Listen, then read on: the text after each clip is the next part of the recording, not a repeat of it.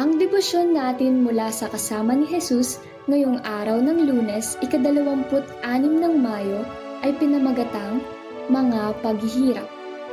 Mula sa panulat ni Binibining Drew Bertesi ng California, USA.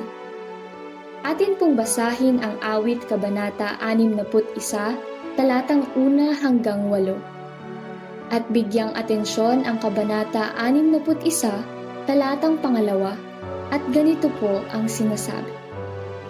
Nanalangin ang salmista. Tumatawag ako dahilan sa lumbay, sapagkat malayo ako sa tahanan. Iligtas mo ako ay ingatan. Mukhang maganda naman ang relasyon ng aking mga magulang. Ngunit dumaan din sila sa mga mahihirap na sitwasyon sa buong 22 taon ng kanilang pagsasama bilang mag-asawa. Sa kasamaang palad, naghiwalay sila noong ako ay nasa unang taon na sa high school.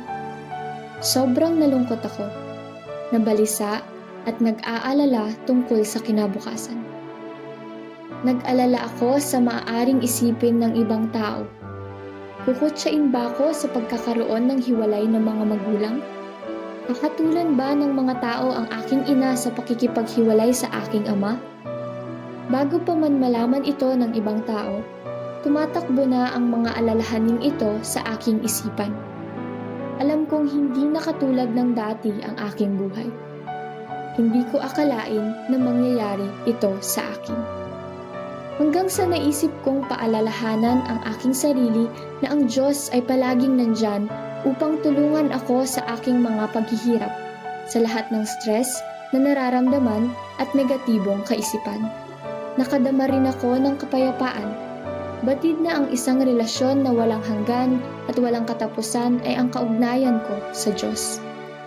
Ipinapaalala sa akin ng awit, kabanata 61, talatang 2 hanggang 4, nagagabayan ako ng Diyos sa mahirap na panahong ito sa aking buhay. Hindi tayo pababayaan ng Diyos na mag-isang alagaan ang ating mga sarili. Atin pong ipapanalangin sa araw na ito ay ang mga pamilyang dumaranas ng epekto ng paghihiwalay. Tayo po ay manalangin. Mahal na Ama sa langit, ipagkaloob mo po sa amin ang kapayapaan kapag kami ay nababalot ng pag-aalala at negatibong kaisipan. Amen. At ang isipin ngayong araw, ang buhay ay patuloy na nagbabago, ngunit ang pag-ibig ng Diyos sa akin ay hindi nagbabago. Isang mapagpalang araw po sa ating lahat. Sa Diyos ang lahat ng papuri.